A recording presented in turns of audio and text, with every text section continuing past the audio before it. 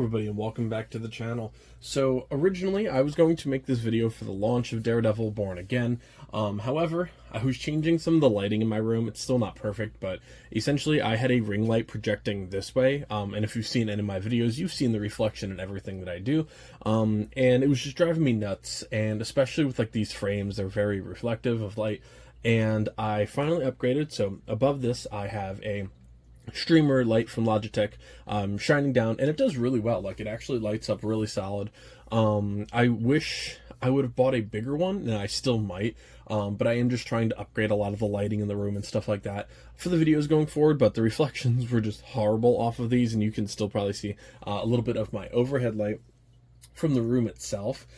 Just the lighting in this apartment's terrible, so, you know, it is what it is. But I did want to talk about just 3 comic books that you guys, if you're a fan of Daredevil, Daredevil Born Again, whatever else, these 3 comic books are pretty much perfect for this season going forward. And so far, as of recording this, there's only 2 episodes out. I'm going to try and get this out before the 3rd episode or on the same day as it, so we shall see. But it is amazing so far. Of course, I will not say any spoilers, just about a couple of the characters that are in the show so far, or ones that were confirmed beforehand. So of course, we're going to be featuring a few characters here, as well as 3 Lego minifigures, including White Tiger, which most people don't even know is a Lego figure at all. So definitely pretty cool. Now, these 2 minifigures are from the Daily Bugle. It is, of course, Daredevil, who is about, if you don't get him in the Daily Bugle, he is about a $30 minifigure.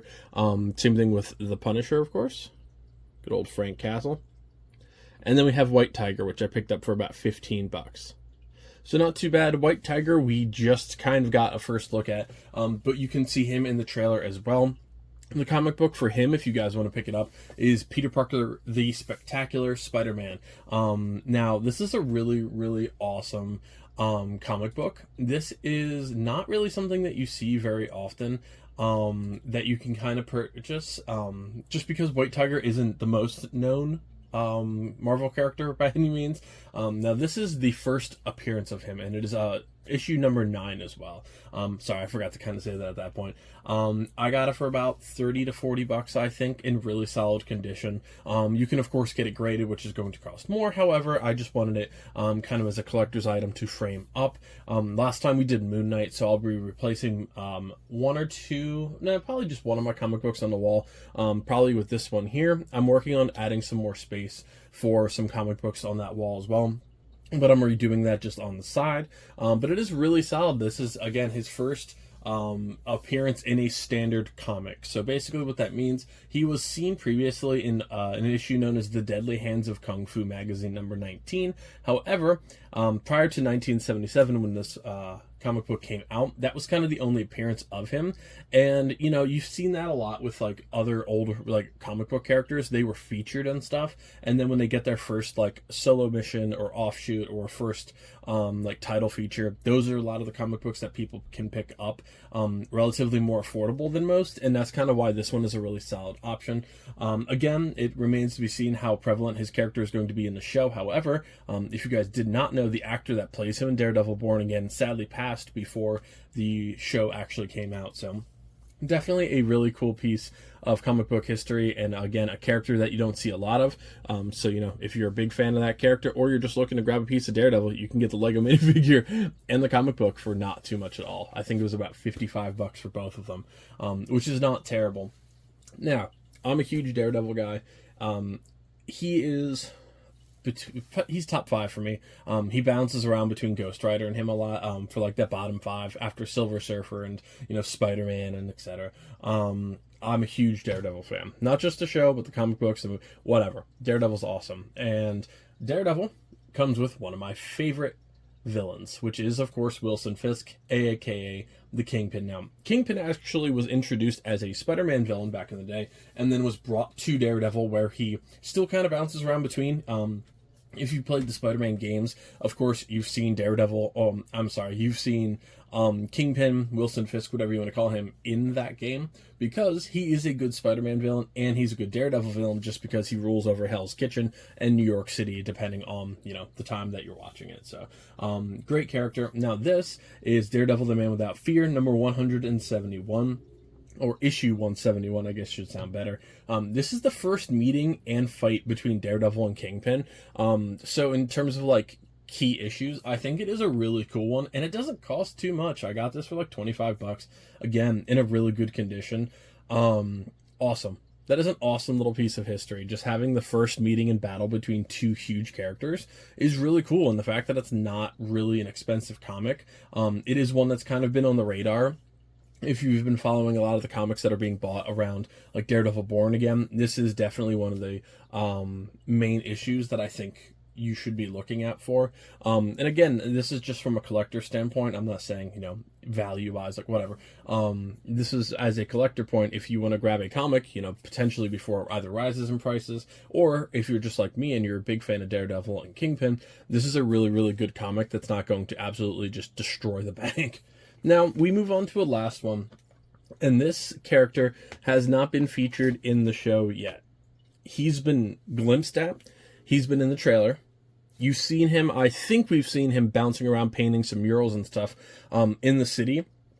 And I have a couple theories that we've seen him. I don't know if it's confirmed, and again, I don't want to do any spoilers, so I'll leave it there. However, this is a very gruesome looking cover. This is the Daredevil 2015 series, I believe it was, issue number 14.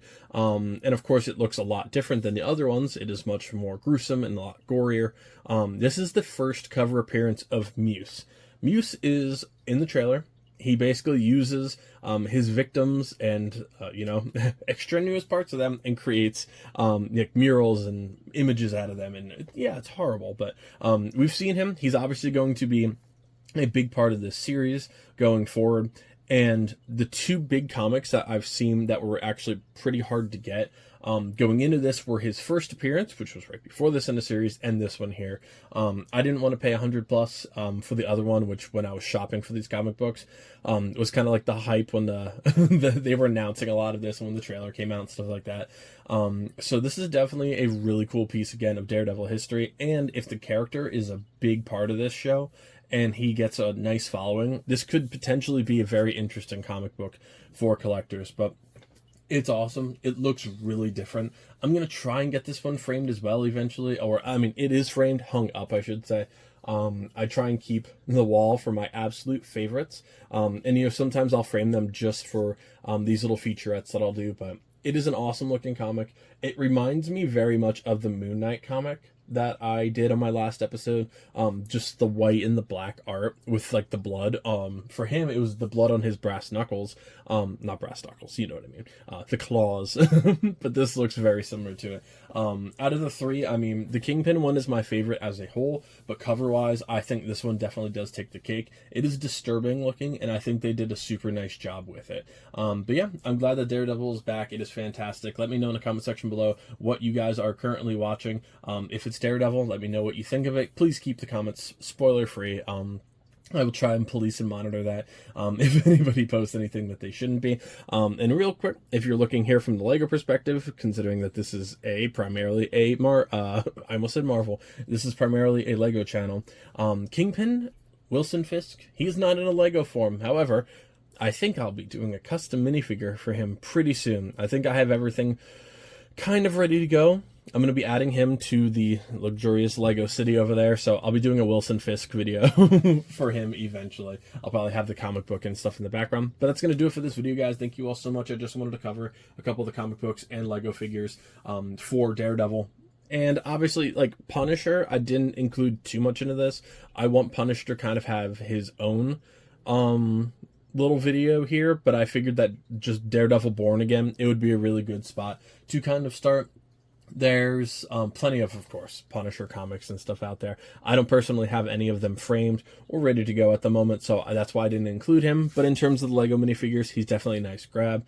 I'm hoping that they do a Marvel Legends series for Born Again, just because the Wilson Fisk that we have from Echo, like it was okay. But I would love to see all of these characters come back, because the Netflix versions of the Marvel Legends figures for these two are $100 each, and sadly I did not get them when they came out, so it happens. But yeah, that's gonna do it for this video, guys. Thank you all so much. Like, comment, subscribe, and share the video if you can. Again, let me know if you're watching the show and what you think of it so far, and follow me on Instagram if you guys want a sneak peek into more comic books, Legos, video games, and all that good stuff. And I'll see you next time. Have fun, everybody.